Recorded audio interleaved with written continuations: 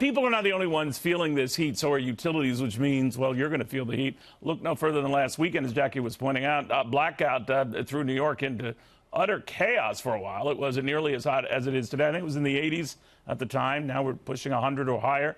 So what can we expect as the thermometers rise? Energy analyst Phil Flynn. Phil, what do you think? I think right now we're going to challenge our infrastructure unlike anything we've had in years, Neil. And we're hearing from the utilities around the country that say that they are prepared for this, but they are prepared for the worst as well. Here in Illinois, Commonwealth Edison, where prices are going to, the temperatures are going to hit over 114 degrees. That's what it's going to feel like. The heat index today are saying that they're going to have extra crews on hand. They're going to be working extra hours to respond to any possible power outages.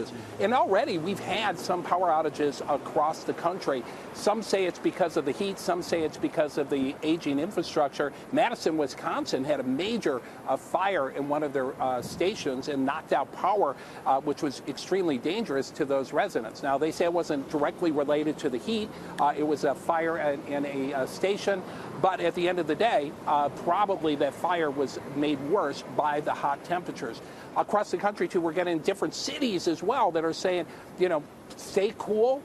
Even Mayor de Blasio is saying maybe a good way to stay cool is take a bath. You know, keep your air conditioner out, take a bath, and maybe we can keep the lights on. So we're going to have to hope that that's a good advice for New York. Maybe here in Chicago we'll take the same advice, Neil.